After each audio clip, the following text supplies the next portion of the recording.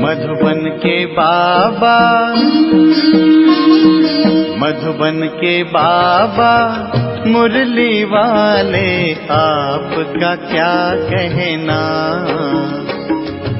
आपका क्या कहना। ओम शांति। आज 12 दिसंबर 2024 के साकार मधुर महावाक्य हैं। आज मीठे मीठे बाप दादा बोले, मीठे बच्चे, यह पढ़ाई जो बाप पढ़ाते हैं इसमें अथाह कमाई है, इसलिए कमाई अच्छी रीति पढ़ते रहो, लिंक कभी भी न टूटे। बाबा कहते, मीठे बच्चे, यह पढ़ाई जो बाप पढ़ाते हैं इसमें अथाह कमाई है, इसलिए पढ़ाई अच्छी रीति पढ़ते रहो, लिंक कभी न टूटे। बाबा ने आज प्रश्न पूछा कि जो विनाशकाली विपरीत बुद्धि हैं उन्हें तुम्हारी किस बात पर हंसी आती है। तो उत्तर में बाबा कहते, तुम जब कहते हो कि अभी विनाशकाल नज़दीक है तो उन्हें हंसी आती है। तुम जानते हो बाप यहाँ बैठे तो नहीं रहेंगे, बाप की ड्यूटी है पावन बनाना। जब पावन बन जाएंगे तो ये पुरानी दुनिया विनाश होगी, नई आएगी। यह लड़ाई है ही विनाश के लिए। तुम देवता बनते हो तो इस कलयुगी छीछी सृष्टि पर आ नहीं सकते। ओम शांति। रूहानी बाप बैठ रूहानी बच्चों को समझाते हैं। बच्चे समझते हैं कि हम बहुत बेसमझ बन गए थे, माया रावण ने बेसमझ बना दिया था। यह भी बच्चे समझते हैं कि बाप को ज़रूर आना ही है, जबकि नई सृष्टि स्थापन होनी है। त्रिमूर्ति का चित्र भी है, ब्रह्मा द्वारा स्थापना, विष्णु द्वारा पालना और शंकर द्वारा विनाश। क्योंकि करण करावनहार तो बाप है ना, एक ही है जो करता है और कराता है। पहले किसका नाम आएगा? जो करता है, और फिर जिस द्वारा कराते हैं। करण करावनहार कहा जाता है ना, तो ब्रह्मा द्वारा नई दुनिया की स्थापना कराते हैं। यह भी बच्चे जानते हैं कि हमारी जो नई दुनिया है जो हम स्थापन कर रहे हैं, इसका नाम ही है देवी देवताओं की दुनिया।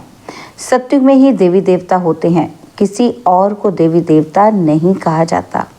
वहाँ मनुष्य होते ही नहीं, है ही एक देवी देवता धर्म, दूसरा कोई धर्म ही नहीं। अभी तुम बच्चे स्मृति में आए हो कि बरोबर हम देवी देवता थे। निशानियाँ भी हैं, इस्लामी, बौद्धी, क्रिश्चियन आदि सब की अपनी अपनी निशानी है। हमारा जब राज्य था तो और कोई नहीं था, अभी फिर और सभी धर्म हैं, हमारा देवता धर्म नहीं है। तो अक्षर, गीता में अक्षर बड़े अच्छे अच्छे हैं, परंतु कोई समझ ही नहीं सकते। बाप कहते हैं, विनाश काले विपरीत बुद्धि और विनाश काले प्रीत बुद्धि। विनाश तो इस समय ही होना है। बाप आते भी हैं संगम युग पर, जबकि चेंज होती है। बाप तुम बच्चों को बदले में सब कुछ नया देते हैं। वह सुनार भी हैं, धोबी भी हैं, बड़ा व्यापारी भी हैं। विरला ही कोई बाप से व्यापार करे। इस व्यापार में तो अथाह फायदा है। पढ़ाई में फ़ायदा बहुत होता है। महिमा भी की जाती है कि पढ़ाई कमाई है, वह भी जन्म जन्मांतर के लिए कमाई है। तो ऐसी पढ़ाई अच्छी रीति पढ़नी चाहिए। तो बाबा कहते हैं, ऐसी पढ़ाई क्या करनी चाहिए? अच्छी रीति पढ़नी चाहिए ना। और मैं पढ़ाता भी तो बहुत सहज हूँ। सिर्फ एक हफ्ता समझकर फिर भल कहीं भी चले जाओ, तुम्हारे पास पढ़ाई आती रहेगी, अर्थात मुरली मिलती रहेगी। तो फिर कभी लिंक नहीं टूटेगी। यह है आत्माओं की परमात्मा के साथ लिंक। गीता में भी ये अक्षर है कि विनाश काले विपरीत बुद्धि विनशंति और प्रीत बुद्धि विजयंती। तुम जानते हो इस समय मनुष्य एक दो को काटते मारते रहते हैं। इन जैसा क्रोध व विकार और कोई में होता नहीं। यह भी गायन है कि द्रौपदी ने पुकारा। बाप ने समझाया है कि तुम सब द्रौपदियाँ हो। भगवानुवाच। बाप कहते हैं, बच्चे अब विकार में नहीं जाओ, मैं तुमको स्वर्ग में ले चलता हूँ। तुम सिर्फ मुझ बाप को याद करो। अब विनाश काल है ना, किसी की भी सुनते नहीं, लड़ते ही रहते हैं। कितना उनको कहते हैं शांत रहो, परंतु शांत रहते ही नहीं। अपने बच्चों आदि से बिछड़कर लड़ाई के मैदान में जाते हैं। कितने मनुष्य मरते ही रहते हैं। मनुष्य की कोई वैल्यू नहीं। अगर वैल्यू है, महिमा है, तो इन देवी देवताओं की। अभी तुम यह बनने का पुरुषार्थ कर रहे हो। तुम्हारी महिमा वास्तव में इन देवताओं से भी जास्ती है। तुमको अभी बाप पढ़ा रहे हैं। कितनी ऊंच पढ़ाई है। पढ़ने वाले बहुत जन्मों के अंत में बिल्कुल ही तमो प्रधान है। मैं तो सदैव सतो प्रधान ही हूँ। बाप कहते हैं, मैं तुम बच्चों का ओबीडियंट सर्वेंट बनकर आया हूँ। विचार करो कि हम कितने छीछी बन गए हैं। बाप ही हमको वाह वाह बनाते हैं। भगवान बैठ मनुष्यों को पढ़ाकर कितना ऊंच बनाते हैं। बाप खुद कहते हैं कि मैं बहुत जन्मों के अंत में तुम सबको तमो प्रधान से सतो प्रधान बनाने आया हूँ। अभी तुमको पढ़ा रहा हूँ। बाप कहते हैं, मैंने तुमको स्वर्गवासी बनाया और फिर तुम नरकवासी कैसे बने? किसने बनाया? गायन भी है ना कि विनाश काले विपरीत बुद्धि विनशंति और प्रीत बुद्धि विजयंती। फिर जितना जितना प्रीत बुद्धि रहेंगे अर्थात बहुत याद करेंगे, उतना तुम्हारा ही फायदा है। लड़ाई का मैदान है ना। कोई भी यह नहीं जानते कि गीता में कौन सी युद्ध बताई है। उन्होंने तो फिर कौरवों और पांडवों की युद्ध दिखाई है। कौरव संप्रदाय, पांडव संप्रदाय भी है ना, परंतु युद्ध तो कोई है नहीं। पांडव उनको कहा जाता है जो बाप को जानते हैं, बाप से प्रीत बुद्धि हैं, और कौरव उनको कहा जाता है जो बाप से विपरीत बुद्धि हैं। अक्षर तो बहुत अच्छे अच्छे समझने लायक है। अभी है संगम युग। तुम बच्चे जानते हो, नई दुनिया की स्थापना हो रही है। बुद्धि से काम लेना है। अभी दुनिया कितनी बड़ी है। सतयुग में कितने थोड़े मनुष्य होंगे। छोटा झाड़ होगा ना, तो वह झाड़ फिर बड़ा होता है। मनुष्य सृष्टि रूपी यह उल्टा झाड़ कैसे है, यह भी कोई समझते नहीं है। इनको कल्प वृक्ष कहा जाता है। वृक्ष का नॉलेज भी चाहिए ना। और वृक्षों का नॉलेज तो बहुत बहुत इजी है, झट बता देंगे। इस वृक्ष का नॉलेज भी ऐसा इजी है, परंतु यह है ह्यूमन वृक्ष। मनुष्यों को अपने वृक्ष का पता ही नहीं पड़ता। कहते भी हैं गॉड इज क्रिएटर, तो ज़रूर चैतन्य है ना। बाप सत्य है, चैतन्य है, ज्ञान का सागर है। उनमें कौन सा ज्ञान है यह भी कोई नहीं समझते हैं। बाप ही बीज रूप चैतन्य है। उनसे ही सारी रचना होती है। तो बाप बैठ समझाते हैं, मनुष्यों को अपने झाड़ का पता नहीं है, और झाड़ों को तो अच्छी रीति जानते हैं। झाड़ का बीज अगर चैतन्य होता तो बतलाता ना, परंतु वह तो है जड़। और अब तुम बच्चे ही रचता और रचना के राज को जानते हो। वह सत्य है, चैतन्य है, ज्ञान का सागर है। चैतन्य में तो बात कर सकते हैं ना। तो मनुष्य का तन सबसे ऊंच अमूल्य गाया गया है। इनका मूल्य कथन नहीं कर सकते। बाप आकर आत्माओं को समझाते हैं, तुम रूप भी हो, बसंत भी हो। बाप है ज्ञान का सागर, उनसे तुमको रत्न मिलते हैं। यह ज्ञान रत्न है। जिन रत्नों से वह रत्न भी तुमको ढेर मिल जाते हैं। लक्ष्मी नारायण के पास देखो कितने रत्न हैं। हीरे जवाहरों के महलों में रहते हैं।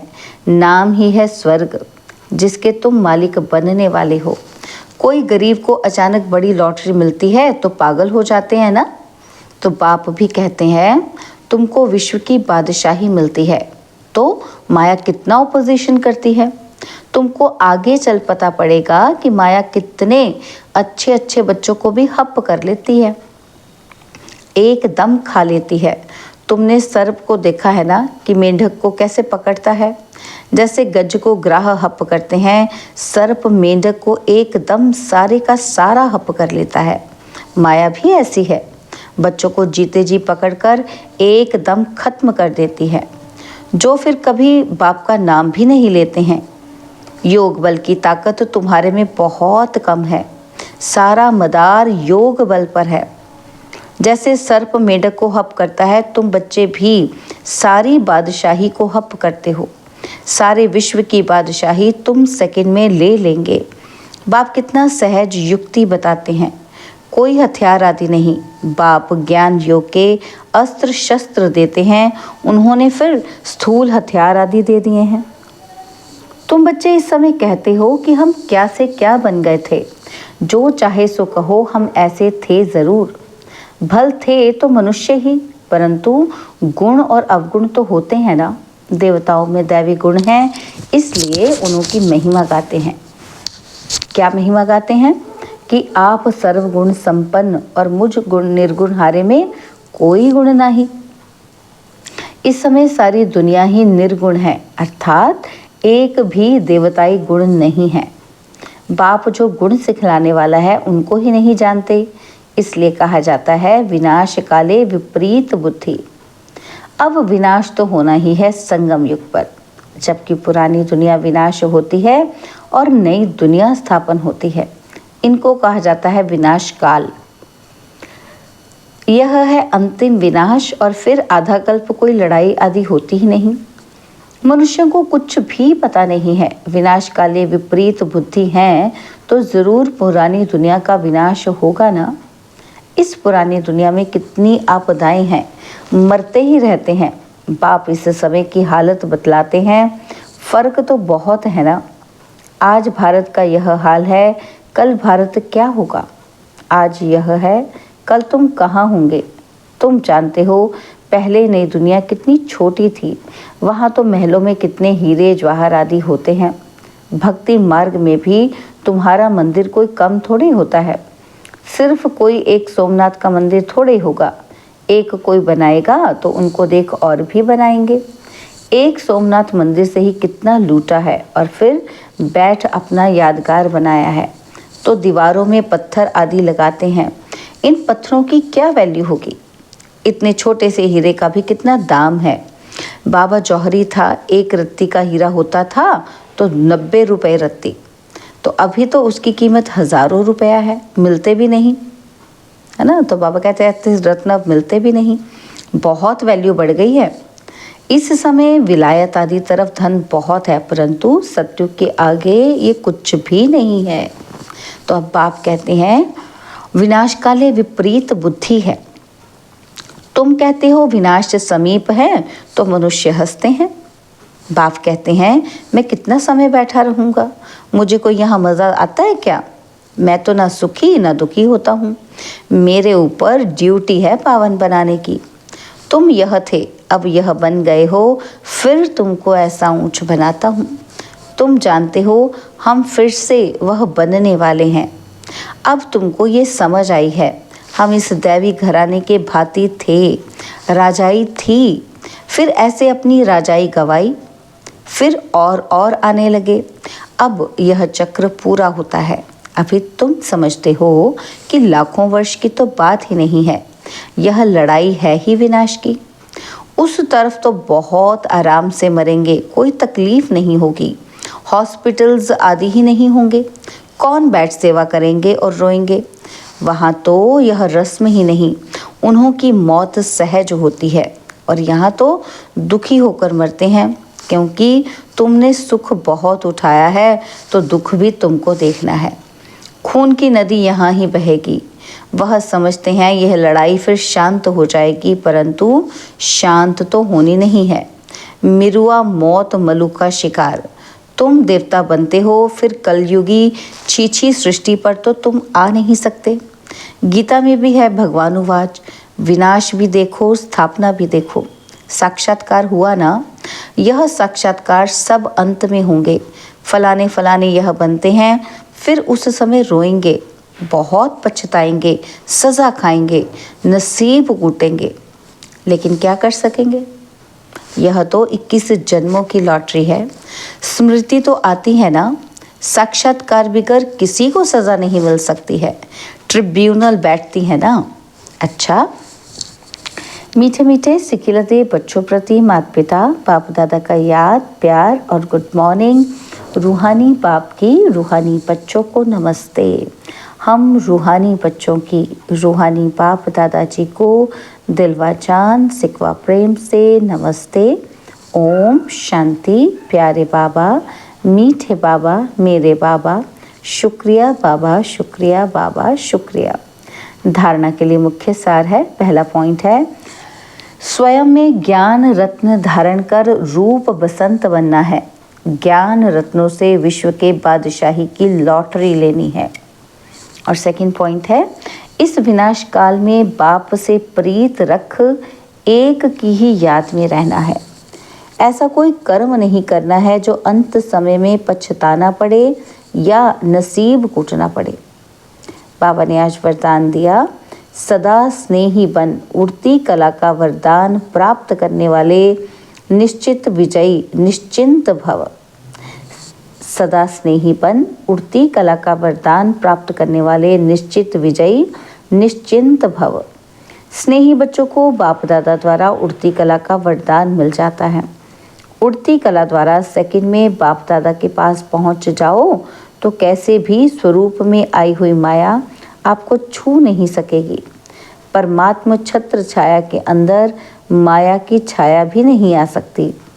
स्नेह मेहनत को मनोरंजन में परिवर्तन कर देता है। स्नेह हर कर्म में निश्चित विजयी स्थिति का अनुभव कराता है। स्नेही बच्चे हर समय निश्चिंत रहते हैं। स्लोगन, नथिंग न्यू की स्मृति से सदा अचल रहो तो खुशी में नाचते रहेंगे। नथिंग न्यू की स्मृति से सदा अचल रहो तो खुशी में नाचते रहेंगे। ओम शांति।